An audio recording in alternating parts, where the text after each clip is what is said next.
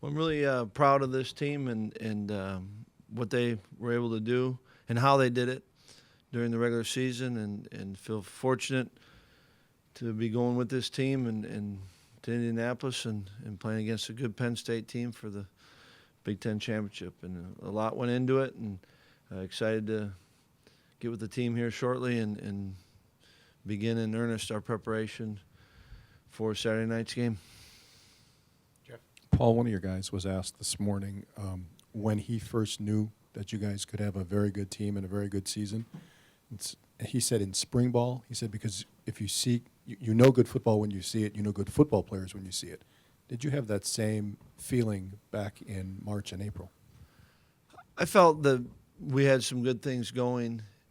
I think for me, when you go through spring football and fall camp, you're still going against each other. And yet, I think what they're saying is right. You know when it's good football. And yet I think it's not until you play against a team. And I also think it's not until you overcome adversity. And that's what's fun about a season is there's so many things that come your way, and how you handle it and how you approach each day. And that's, to me, the more they stayed consistent in their approach and the way they competed and played, that's when I felt like, okay, we've got it's a pretty neat group right here. Jason? Paul, Penn State seems like a different team than they were early in the season. When you watch them on film, do you see a much improved team? Absolutely. They've won 8 games in a row, and I think that there's a team that's developing, growing, and you see it. I think they're playing at a high level and are confident, and I think in many ways present challenges. I think offensively they're explosive, both in the running game and in the passing game, and defensively they play a lot of guys and put pressure on a lot of offenses, and in special teams you see their athletic ability. I think they're playing at a high level. Really good football players, obviously well coached and playing with confidence. Jesse? Paul, when you took over here, Sojourn was coming off a sophomore season that maybe he didn't expect to have, wasn't as good as he had hoped for. What did you say to him to help him regain his confidence? How have you seen him progress in the 2 years here? Well, I've loved and appreciated being around and seeing him continue to grow, and really didn't spend time talking with him about what happened before. It's how you go forward. And I think he's done a great job of having a purpose to just getting better. And when you do that, and I think he's taken coaching, both last year from Durante and certainly this year from Jimmy, and applying it. And then you got to go out and you got to do it. And he's done that. And I've loved seeing the development of Sojourn, and have appreciated being around him for 2 years. It's been fun. Jason? Paul, how impressed have you been with Trace McSorley, their quarterback? Very impressed. I remember talking about him. It was a few weeks back. We were just getting ready for someone else, but you saw him, and there's a guy that loved the way that he competes and plays the position, and he does so many things to extend plays, and looks like he's just gaining confidence and going. He's got good weapons around him. I'm really impressed with him. Jeff? Paul, if I remember correctly, when you were introduced as head coach, someone asked you if this was your dream job, and your response was you have to make it your dream job, basically by performing. You got to earn the right. Yes. Do you think you're in the process of doing that 2 years in with the performance on the field of your teams? I think we've done some good things, and it's what's great about athletics. You got to keep doing it, and so I sure as heck don't spend any time trying to think about that or figure that out. Spend a lot of time trying to figure out what can we do and to maximize this time, this opportunity. So, I don't know. Jason? Paul, if Alex isn't able to go on Saturday and something were to happen to Bart, who would be playing quarterback for you? We'll be all right.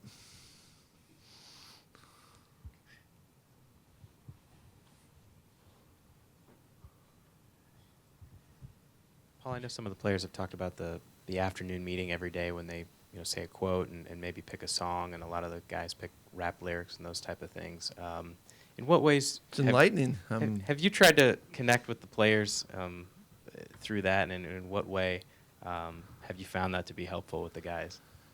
Not doing it to try for me to connect with them. I think the reason for it is this is their team, and they get an opportunity to speak what's ever on their mind that day. And I think, it's one way that we can learn more about each other, and whether it's what you choose to share in speaking to them or a song that you want to share with them. There's thought that goes into it by them, and I think it's a way for everyone to connect. And it's also a platform for them to have in front of their team. Andy? Paul, was there a defining moment to this season? I don't know if you could say there's a turning point, but was there a defining moment for your team? I don't know if it's hard to, we haven't been in a reflection mode. You try to just take the day and hit it head on and enjoy it and go forward. I'm sure when we look back, there'll be some, but to me, what's the defining part of this group is they're a group that likes to play football and they care about each other. But I don't know. I think when you look back and reflect on the season, there'll be some. But I think when you're in the middle of it, you just keep going forward. So I don't know. Dennis?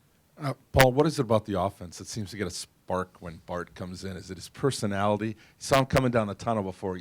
He was the one guy that was really getting into the moment. No, Bart does do a great job of being in the moment. And like we're just saying, he cares about this team and has confidence in himself, wants to contribute and believes he can contribute and help. And, I don't know. We look at all those things. Are we more productive, with different combinations or different play calls or whatever those circumstances are? And I think that one thing I have enjoyed and appreciate from Bart is I think he is having fun playing the game. And when you play the game, it's, you're understanding situations and you're trying to do it the right way. But I think that he's, no doubt he's given us a spark a number of times, and it's been good to see. Oh, Jason, sorry. How important is it for you guys to eliminate the drops you had on Saturday? It seems like there are a couple big ones. Yeah, I think that it all comes down to you want to play good football, and good football that's part of it, is catching the football. And if you want to give yourself the best chance to be the best team you can be, you've got to throw the ball to the right people. You got to catch the ball. You got to block. You got to tackle. If you're a man-to-man, you got to play that man. All those things are really important. I don't think anyone did it on purpose, right? But it makes it hard. That's the difference between 3 and out, getting a first down or not. And that's, if you don't execute, it makes it harder. Jason? All your defense has had a ton of success intercepting passes, especially the last few games. Is there something you can pinpoint as to why they've been so good in that area this season? I think it's always a number of reasons for it. It's guys finishing the play, and they work on it, and they spend a lot of time doing that. I think it's oftentimes it's making the quarterback uncomfortable. There's a pass rush involved. I think the coaches have done a great job of not just practicing and stressing takeaways, but kind of the approach to looking for the opportunities and seizing it and whether it's playing eyes or it's playing situations. But in the end, it comes down to kids finishing, kids making plays. Credit goes to them, and they start believing it and looking for it. So I think it kind of just keeps building and building, and each week you got a clean slate. We don't have any takeaways yet this week, and as we know, if you can do that, it sure helps your team. Well, you weren't here 2 years ago when Wisconsin went to this game, but a lot of the players have talked about how that game affected them and the final result of it. Do you get the sense this week that some of the guys that were on that team see this as a special opportunity to get another chance in this game? I don't know. I haven't talked with the players about that. I think that you're always learning from and growing from situations that you've been in, life experiences, and you would hope that they take away things they did well, whether it's in their preparation or actual handling of playing the game, things they didn't do well. So I think that you're always wanting to and need to grow from experiences, good or bad. Anything else for Coach? All right, thank you. Thanks.